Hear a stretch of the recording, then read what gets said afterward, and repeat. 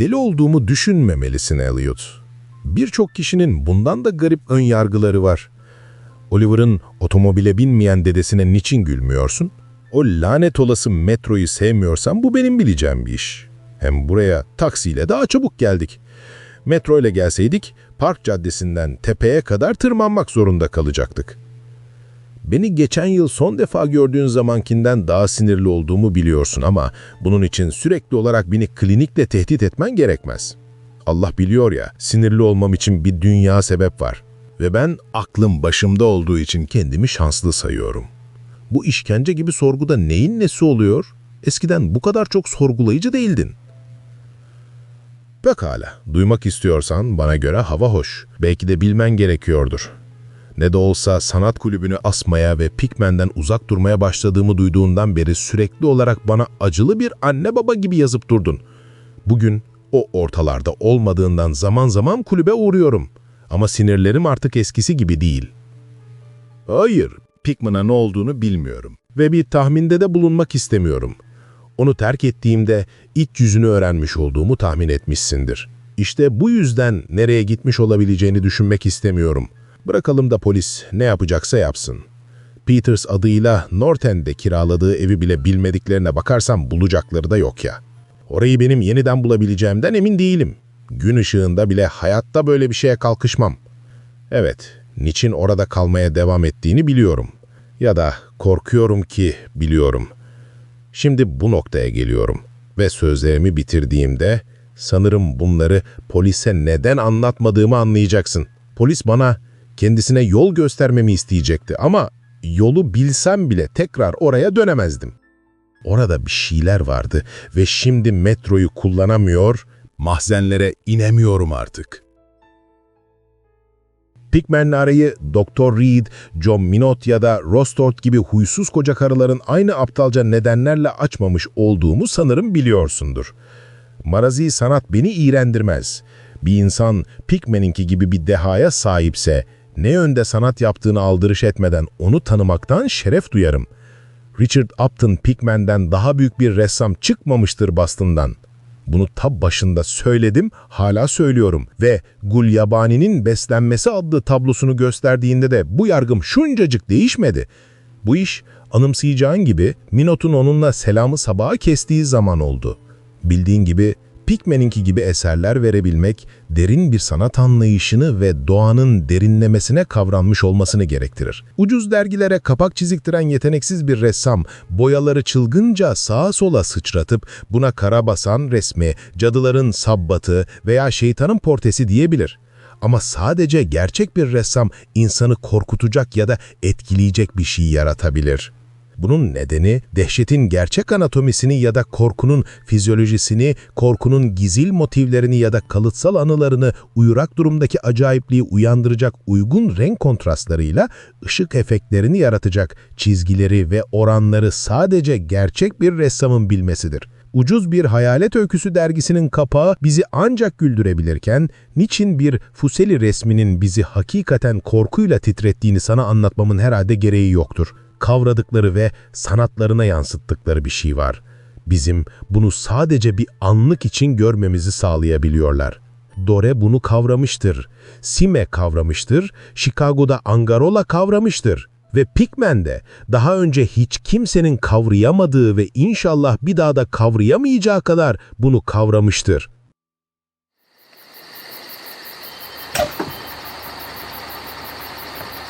Bu otobüs nereye gidiyor? Bu otobüs yalnızca kabuslar durağına gider. Peki o zaman. Emin misin? Evet, sanırım.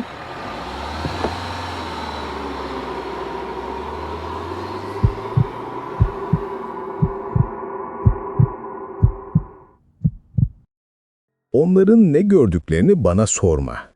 Biliyorsun ki alışılageldik sanatta doğaya bakılarak çizilen gerçekten soluk alıp veren canlı yapıtlarla ya da modellerle para karşılığında çizen önemsiz kişilerin stüdyoda çiziktirdiği suni şeyler arasında dünyalar kadar fark vardır. Şunu da söylemeliyim ki gerçekten tekinsiz bir sanatçı modeller oluşturan veya içinde yaşadığı hayal dünyasından gerçek manzaraları ortaya çıkaran bir tür imgeleme sahiptir. Neyse, o tıpkı hayatını resme adamış bir ressamın eserlerinin mektupla öğrenim görmüş bir karikatüristin uyduruklarından farklı olması gibi sözde sanatçının eften püften düşlerinden farklı bir şeyler yaratmayı başarır. Pickman'ın gördüklerini görmüş olsaydım ama hayır. Şimdi daha derinlere dalmadan önce birer içki içerim. Allah'ım, bu adamın bir adamsa tabii gördüğü şeyi ben görseydim yaşayamazdım. Pickman'ın asıl ustalığını yüzlerde gösterdiğini anımsıyorsundur. Goya'dan bu yana hiç kimsenin yüzlere cehennemi böylesine ustalıkla kondurabildiğine inanmıyorum. Ve Goya'dan önce Notre Dame'la Mont Saint-Michel'in birer çirkin canavara benzeyen oluk ağızlarıyla ağzından ateş püsküren mitolojik canavar şeklindeki süslemelerini yapan orta çağlı adamlara kadar gitmek gerekiyor. Onlar her şeye inanıyorlardı ve belki de her şeyi görmüşlerdi. Çünkü orta çağların çok garip evreleri vardı. Uzaklara gitmenden bir yıl önce Pickman'a böyle garip fikirleri ve imgeleri nereden bulduğunu sorduğunu anımsıyorum. Yüzüne karşı nasıl da pis pis gülmüştü. Reed'in onunla selamı sabahı kesmesi biraz da bu yüzdendi. Reed, bildiğin gibi karşılaştırmalı patolojiye yeni başlamıştı ve şu ya da bu zihinsel veya fiziksel semptomun biyolojik ya da evrimsel önemi hakkında gösterişli bilgilerle doluydu. Pickman'ın son derece anormal ve tuhaf biri olması gerektiğini söyledi. Ama benim Pickman'la ipleri buna benzer bir sebepten koparmadığımı aklından çıkarma. Tam tersine, ona karşı duyduğum hayranlık giderek artıyordu. Çünkü Gulyabani'nin beslenmesi muazzam bir başarıydı. Bildiğin gibi kulüp onu sergilemedi, Güzel Sanatlar Müzesi de hediye olarak kabul etmedi. Bir de onu kimsenin satın almadığını ilave etmeliyim. Bu yüzden Pickman gidinceye kadar onu evinde tuttu. Şimdi babası o resmi Salem'de muhafaza ediyor. Pickman'ın Salemli eski bir aileden geldiğini ve atalarından birinin 1692'de cadılık suçlamasıyla asıldığını biliyorsun. Pickman'a sık sık uğrama alışkanlığı edindim. Özellikle de tekinsiz sanat üzerine bir monografiyle ilgili notlar tutmaya başlayınca. Böyle bir şeyi kafama sokan onun çalışmalarıydı. Neyse, bu konuda ilerledikçe onun bir veri ve fikir madeni olduğunu keşfettim. Eminim görselerdi, kulüp üyelerinin çoğunluğunun onu tekme tokat kulüpten atmakta tereddüt etmeyeceği kalem ve mürekkeple yapılmış çizimleri dahil elinde bulunan her türlü resmini gösterdi bana. Ve Danvers'taki tımarhaneye kapatılmasına yetecek kadar çılgın sanat kuramları ve felsefi akım yürütmelerini bir okul çocuğu gibi oturup saatlerce dinledim. İnsanların onunla giderek daha az görüşmelerinde etkisiyle bana daha fazla açıldı. Ve bir akşam eğer yeterince ağzım sıkıysa ve midem de kaldırırsa bana epeyce sıra dışı bir şeyler, evde bulunan şeylerden azıcık daha kuvvetli bir şeyler gösterebileceğini ima etti. Bilirsin dedi. Newbury Caddesi'ne göre olmayan şeyler vardır. Burada düşünülemeyecek şeyler. Ruhun rengini yakalamak benim işim. Bunları denizden kazanılmış topraklardaki sonradan görme yapay sokaklarda bulamazsın. Beck Körfezi Boston değil. O henüz hiçbir şey değil.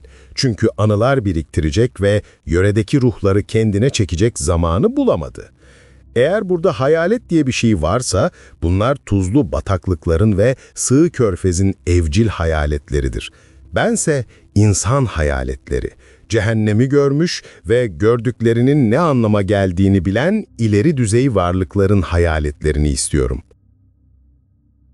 Bir sanatçının yaşayacağı yer North End'tir. Bir estetten çok kitleselleşmiş geleneklerin hatırına gecekondulara katlanır. Allah aşkına, böylesi yerlerin sadece oluşturulmadığını, hakikatte geliştiğini kavramıyor musun? Buralarda üst üste nesiller yaşadı, hissetti ve öldü. O zamanlar insanlar yaşamaktan, hissetmekten ve ölmekten korkmuyorlardı. 1632'de Copp's Hill'de bir imalathane bulunduğunu ve bugün var olan sokakların yarısının 1650'den önce açıldığını bilmiyor musun? Sana 250 yıldır ayakta duran evler, çağdaş bir evi toza dönüştürecek şeylere tanıklık etmiş evler gösterebilirim. Çağdaş insan hayat ve arkasında yatan güçler hakkında ne bilir ki? Salem cadılığını aldatmaca diyebilirsin. Ama bahse girerim ki ninemin ninesinin ninesinin ninesi bu hususta sana epey şey anlatabilirdi. Onu dindarlık taslayan Cotton Mather'ın gözleri önünde Gallows Hill'de astılar. O Allah'ın belası Mather, birinin bu lanet olası tekdüzelik kafesine tekmeyi basmanın bir yolunu bulacağından korkuyordu. Birinin ona büyü yapmış olmasını ya da geceleyin kanını emmiş olmasını ne kadar isterdim. Sana onun içinde yaşadığı bir evi ve bütün o üst perdeden konuşmalarına karşın adımını atmaya cesaret edemediği bir başka evi gösterebilirim. Buraya bak. Bir zamanlar bütün North End'de bazı insanların evlerini birbirine, mezarlığa ve denize bağlayan bir dizi tünel bulunduğunu biliyor musun? Onlar yerin üstünde soruşturup zulmede dursunlar. Her gün onların ulaşamayacağı yerlerde bir şeyler cereyan ediyordu. Saptayamadıkları yerlerden kahkahalar kopuyordu. 1700'den önce inşa edilmiş evlerden ayakta kalabilenlerin her 10'dan 8'inin mahzeninde sana tuhaf bir şey gösterebileceğime bahse girerim. Bir tek ay geçmiyor ki şu ya da bu eski yapı yıkılırken işçilerin tuğlayla örülmüş kemerler ve hiçbir yere gitmeyen kuyular bulduklarını okumayayım. Hatchman Caddesi yakınlarındaki böylesi bir yeri geçen yıl Demiryolu Bar Köprüsü'nden görebilirdin. Cadılarla onların büyüyle çağırdığı şeyler vardı. Korsanlarla onların denizden getirdikleri vardı. Kaçakçılar, hükümetin izniyle korsanlık yapanlar. Dediğim gibi eskinin insanları yaşamayı da, yaşamın sınırlarını genişletmeyi de biliyorlardı. Yiğit ve bilge insanın bildiği tek dünya değildi burası. Öh be! Bir de soluk pembe beyinli insanlarıyla bugünü düşünsene. Öyle ki sözde Sanatçılar Kulübü, Beacon Caddesi çay masası duyarlılığının ötesine geçen bir resim karşısında kasılmalar içinde tir tir titriyor.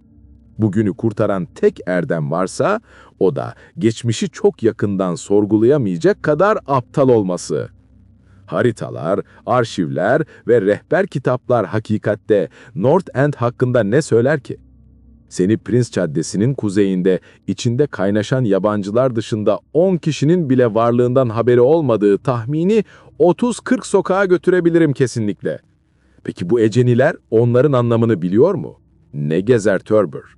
Bu eski yerler harikalar, düşler, mucizeler, dehşetler ve olağanüstülüklerle dolup taşıyor. Ama yine de hiçbir Allah'ın kulu ne bunlara anlıyor ne de bunlardan yararlanıyor. Aslını sorarsan, böylesi biri var. Geçmişin küllerini boşuna yaşelemedim ya. Buraya bak, sen bu tür şeylere karşı ilgi duyuyorsun. Antik dehşetin gece ruhunu yakaladığım ve Newberry Caddesi'nde aklımdan bile geçiremeyeceğim şeylerin resmini yaptığım başka bir stüdyom olduğunu söylesem ne dersin? Tabii ki o Allah'ın belası Reid'in benim evrim yolunda hızla kaymakta olan bir tür canavar olduğum dedikodularını yayarken, bunları kulüpteki o lanet olası yaşlı kız kurullarına anlatmıyorum.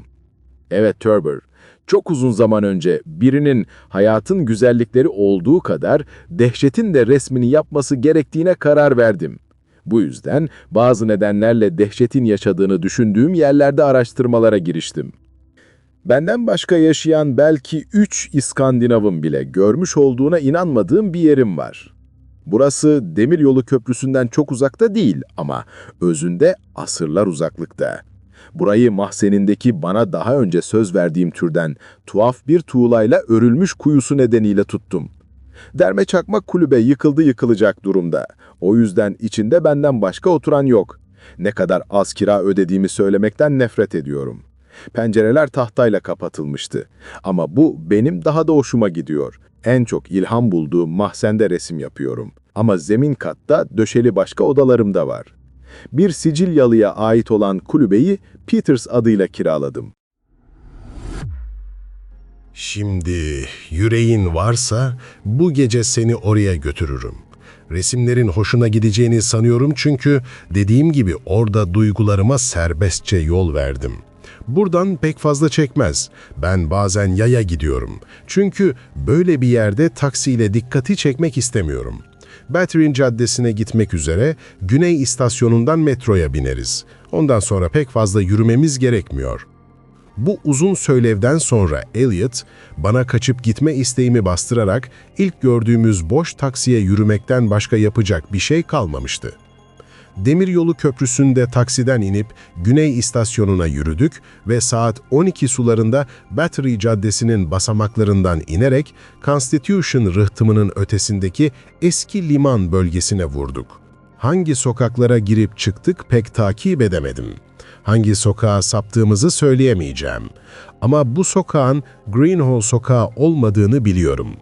Sonra harap üçgen çatıları, küçük camlı kırık pencereleri ve mehtabın aydınlattığı bir gökyüzüne doğru yükselen paramparça olmuş arkaik bacalarıyla ömrümde gördüğüm en eski, en pis sokağa saparak bu dar ve ıssız sokakta uzun süre tırmandık.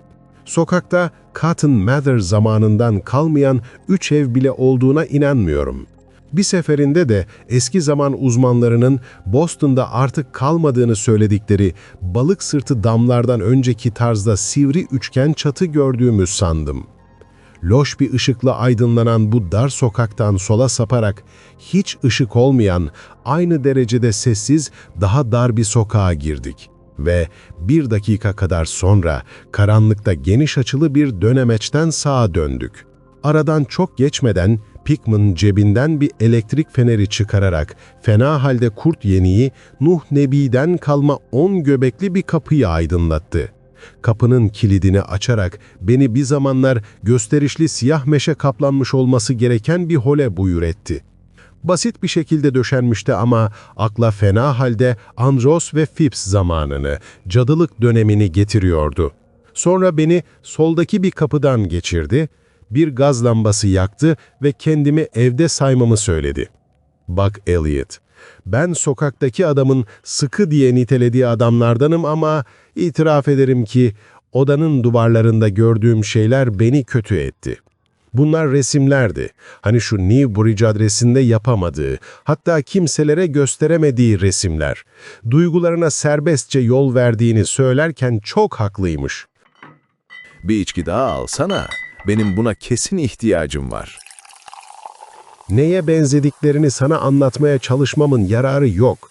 Çünkü küfür niteliğindeki korkunç dehşet, inanılmaz iğrençlik, ahlaki iflas, sözlerin ifade etmede son derece yetersiz kalacağı basit ayrıntılarda üsluptaydı. Bu üslupta Sidney Sime'da gördüğün egzotik teknikten, Clark Aston Smith'in insanın kanını dondurmak için kullandığı Satürn ötesi manzaralardan, ay mantarlarından eser yoktu. Arka plan boşluktu. Ortalıkta yığınmış taşlar, eski kilise avluları, koyu gölgeli korular, Deniz kıyısındaki uçurumlar, tuğla tüneller, eski tahta kaplı odalar veya basit taş kemerlerdi. Evden çok uzak olmaması gereken Caps Hill mezarlığı en gözde manzaralardandı. Çılgınlık ve canavarlık ön planda yer alan figürlerdeydi. Çünkü Pickman'ın marazi artı esasen şeytani portrelerin çizilmesine dayanan bir sanattı. Bu figürler insana nadiren tam olarak benziyor, genellikle çeşitli derecelerde yakınlaşıyordu. Kabaca 2 ayaklı olarak tanımlanabilecek gövdeler ileri doğru kendilerini vermiş ve az çok köpeği andırıyordu. Çoğunun bünyesi nahoş bir lastikmişim izlenimi veriyordu. Şimdi bile gözlerimin önüne geliyor. Neler yaptıklarına gelince benden bu kadar ayrıntıya girmemi isteme. Genellikle beslenmekle meşgullerdi. Neyle beslendiklerini söylemeyeceğim. Bu kıyafetsiz yaratıklar bazen mezarlıklarda veya yeraltı geçitlerinde gruplar halinde gösterilmiş ve sık sık avları, daha doğrusu defineleri üzerinde kavga etmiş oldukları görülüyordu. Ve Pickman, leş üleşen bu bakışsız suratlara bazen öylesine lanetli bir ifade kondurur ki, sorma. Bazı resimlerde yaratıklar geceleri açık pencerelerden içeri atlamış veya uyuyan insanların göğsüne çökmüş gırtlaklarını parçalarken görülüyorlardı. Tuvallerden birinde yaratıklar Gallows Hill'de asılmış ve cansız suratı kendilerine benzeyen bir cadının etrafında halka olmuş uluyorlardı. Bu yaratıkların uğraştıkları iğrenç şeyler ve resimlerin temaları yüzünden düşüp bayıldığımı sanma. Dünkü çocuk değilim ben. Benzerlerini çok görmüştüm. Bayılmama yol açan şey suratlardı Elliot.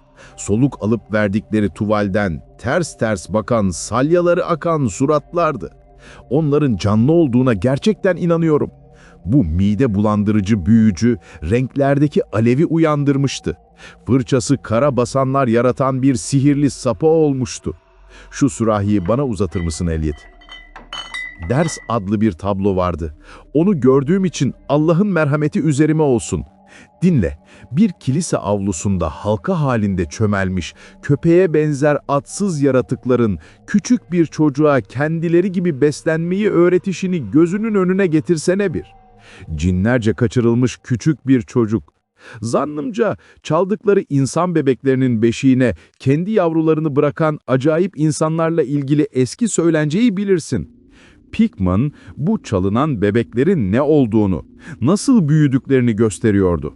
Sonra insan figürlerle insan olmayan figürlerin yüzleri arasındaki iğrenç ilişkiyi görmeye başladım.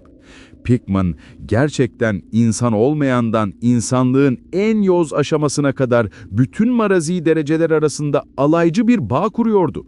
Evrimini göz önüne seriyordu. Köpek şeyler insandan evrimleşmişti. Bu yaratıkların insanoğlunun yanına bıraktıkları kendi yavrularına ne olduğunu merak etmeye başladığımda bu düşünceyi somutlaştıran bir tablo gözüme ilişti. Bu tabloda bir Püriten ailenin oturduğu bir oda resmedilmişti. Kafesli pencereli, hantal 17. yüzyıl peyki ve mobilyalarıyla döşenmiş, kalın kirişlerle desteklenmiş bir oda. Ailenin diğer üyeleri orada burada otururken babaları kutsal kitap okuyordu. Biri dışında bütün yüzlerde asalet okunuyor. O yüz ise cehennemin alaycılığını yansıtıyordu. Bu genç yüz o dindar adamın sözde oğluna ait olduğu kuşkusuzdu. Ama aslında o murdar şeylere akrabaydı. İnsanlara bıraktıkları yavruydu ve üstün bir ironi duygusuyla Pickman yüz hatlarını belirgin bir şekilde kendine benzetmişti. Bu arada Pickman bitişik odada bir lamba yaktı. Geçmem için kapıyı kibarca açık tutarak çağdaş çalışmalarını görmek istemediğimi sordu. Ona fikrimi belirtecek durumda değildim. Korku ve tiksintiden dilim tutulmuştu. Ama sanırım o beni tamamen anlamıştı ve bunu kendisine yapılmış bir iltifat kabul etmişti. Ve şimdi seni yeniden temin etmek istiyorum Elliot Gibb. Ben alışılmışın azıcık dışına çıkıldığını görünce yaygarayı basacak değilim. Orta yaşlı ve yeterince görmüş geçirmiş biriyim ve sanırım benim kolayca yere serilecek biri olmadığını anlayacak kadar beni Fransa'dayken tanımışsındır. Nitekim kısa sürede kendimi toparladım ve kolonyal New England'ı cehennemin bir tür uzantısına çeviren korkunç resimlere alıştım. Neyse, bütün bunlara rağmen bitişik oda beni avazım çıktığı kadar haykırmama yol açtı. Kapının kasasına sıkıca yapışmasaydım tepetaklak yuvarlanacaktım. Dehşeti doğrudan günlük hayatımızın içine sokuyordu. Nasıl resimler yapmıştı bu adam? Metroda Kaza adlı bir çalışmada bir sürü aşağılık yaratık bilinmeyen bir yeraltı mezarlığından Boylston Caddesi metrosunun zeminindeki bir çatlak yoluyla yukarı tırmanıp perondaki kalabalığa saldırıyordu. Bir başka resim geri planında bugüne ait görüntüler bulunan mezarlar arasında Cops Hill'de bir dansı gösteriyordu ve çok sayıda mahzen görüntüsü vardı. Canavarlar, fıçıların ve fırınların arkasına çömelip sırıtıyorlar ve merdivenler inecek ilk kurbanlarını bekliyorlardı. İnsanda iğrenme duyguları uyandıran bir tuval, Bacon Hill'den geniş bir kesit betimler gibiydi. Karınca gibi kalabalık, pis kokulu bir canavar ordusu, toprağı delik deşik eden sayısız deliğe zorla girmeye çalışıyordu. Çağdaş mezarlıklarda yapılan danslar bol bol resmedilmişti ve resimlerden birinin teması beni hepsinden daha çok şok etmişti.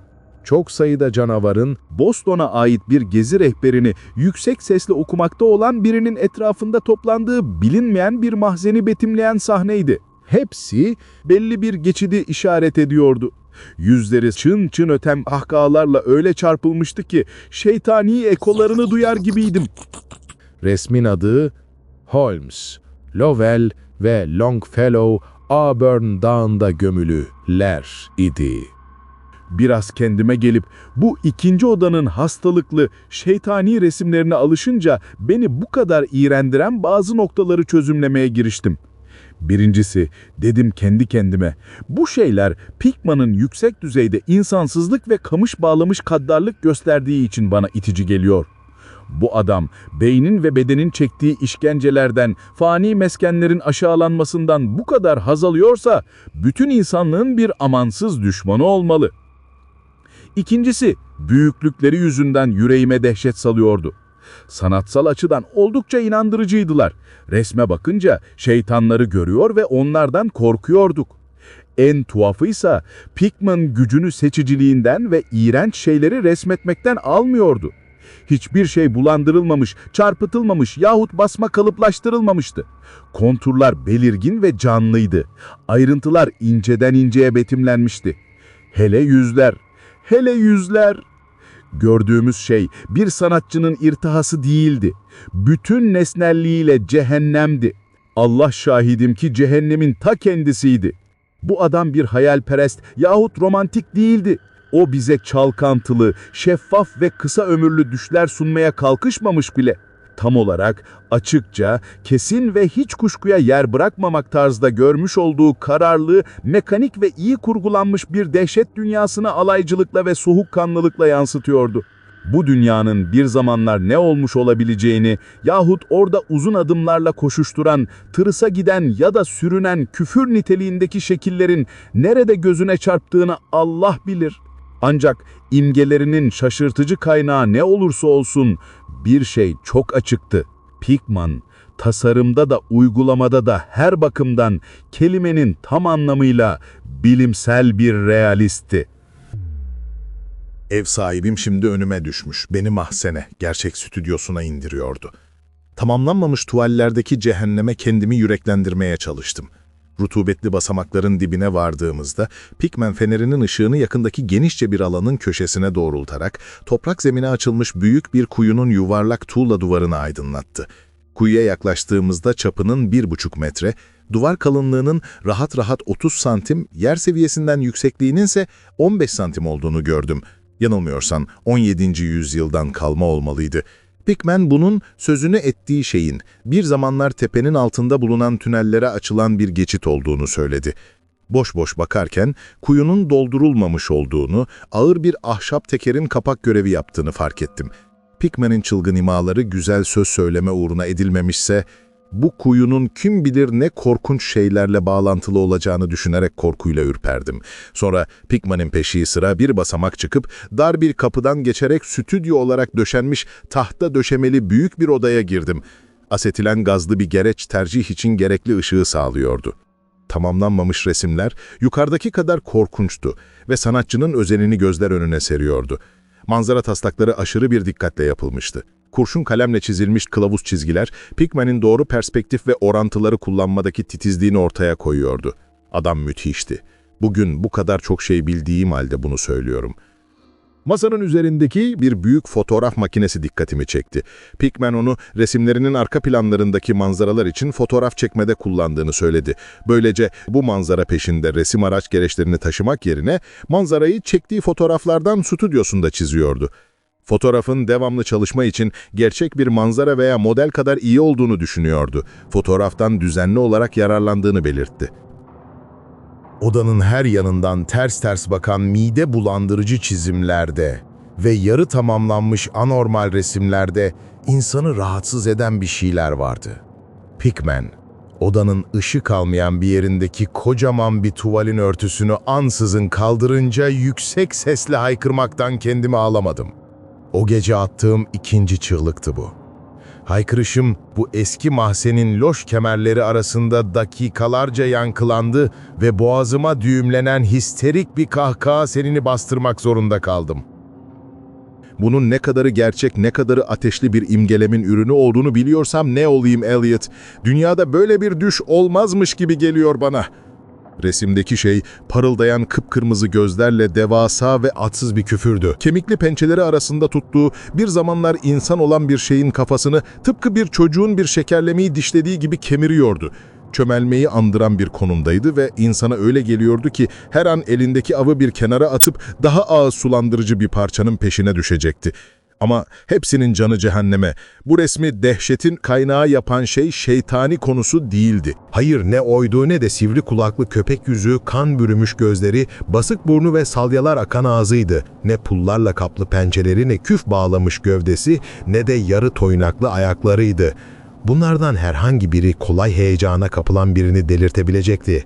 Ama bunların hiçbiri değildi. Tekniğiydi Elliot. Lanet olası, dinsiz, doğa dışı tekniği. Ve'nin hayatının böylesine tuvalle kaynaştığına ömrümde tanık olmadım. Canavar oradaydı. Gözünü belertiyor ve kemiriyor, kemiriyor ve gözünü belertiyordu. Ve biliyordum ki sadece ve sadece doğa yasalarının askıya alınması bir insanın model kullanmadan böyle bir şey çizmesini sağlayabilirdi. Resmin boş bir köşesine fena halde kıvrılmış bir kağıt parçası, muhtemelen Pickman'in kara basan etkisi yaratmak amacıyla resmin arka planını çizmede kullandığı bir fotoğraf olmalıydı. Uzanıp kağıdı düzelterek bakmak istediğim anda Pickman'in ansızın irkildiğini gördüm. Çığlığımın karanlık mahzende alışılmadık yankılar yarattığı andan beri Pickman müthiş bir dikkatle etrafa kulak kabartmaya başlamıştı ve şimdi de benimkiyle karşılaştırılamayacak, ruhsal olmaktan ziyade fiziksel bir korkuya kapılmışa benziyordu. Bir tabanca çıkardı ve bana susmamı işaret etti. Sonra ana mahzene gidip kapıyı ardından kapattı. Galiba bir an için felç olmuştum. Pickman'i taklit ederek kulak kabarttım ve yerlerden gelen koşuşturma sesleriyle kestiremediğim bir yönden gelen ciyaklama veya ritmik vuruşlar duyar gibi oldum. Büyük sıçanları düşününce korkuyla titredim. Sonra tüylerimi diken diken eden boğuk patırtılar, sanki ağır bir tahta parçası taş ya da tuğlanın üzerine düşmüştü. Ses bu defa daha güçlü olarak yeniden duyuldu. Tahta bir öncekinden daha öteye düşmüş gibi bir titreşim yarattı.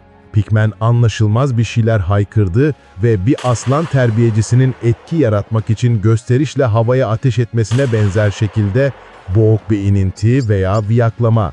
Sonra pat diye bir ses. Sonra yine tahtanın tuğlaya sürtünmesinden gelen ses duyuldu ve bir anlık sessizlikten sonra kapı açıldı. İtiraf ederim ki şiddetle irkildim.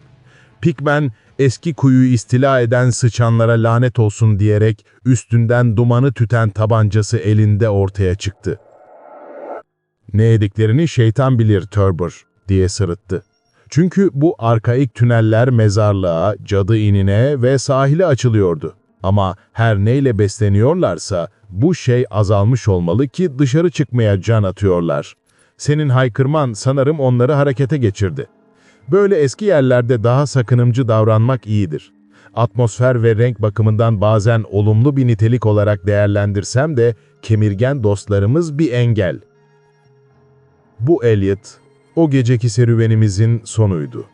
Pickman bana oraları göstereceğine sözünü vermişti ve Allah bilir ki sözünü de tutmuştu. Anladığım kadarıyla başka bir yöndeki dolambaçlı dar sokaklardan beni geçirdi ki bir sokak lambası gördüğümüzde uçuz apartmanlar ve eski evlerin karışık sıralandığı oldukça tanıdık bir sokakta olduğumuzu gördük. Burası Charter şehriydi ama neresine çıktığımızı fark edemeyecek kadar telaş ve şaşkınlık içindeydik. Demiryolu köprüsüne çıkmak için çok geç kalmıştık. Bu yüzden kente Hanover şehrinden yürüyerek döndük. Bu yürüyüşü çok iyi anımsarım. Tremont'tan sapıp Beacon'a vurduk. Ve Pickman beni dönüp uzaklaştığım Joy'un köşesinde bıraktı. Bir daha onunla konuşmadım. "Sabırsızlanma. Dur da bir kahve isteyeyim." Ötekinden usandık ama benim bir şeyler içmeye ihtiyacım var. Hayır, bunun sebebi orada gördüğüm resimler değildi. Gerçi bu resimler Pickman'in Boston'daki ev ve kulüplerin 9'undan kovulmasına yeter de artardı.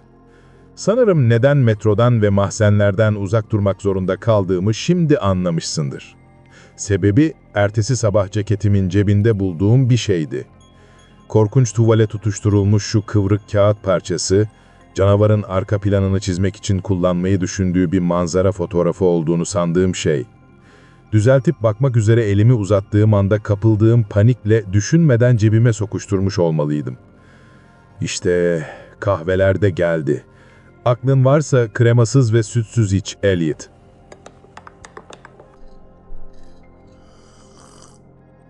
Evet, Pickman'la. Hayatımda tanıdığım en büyük sanatçı.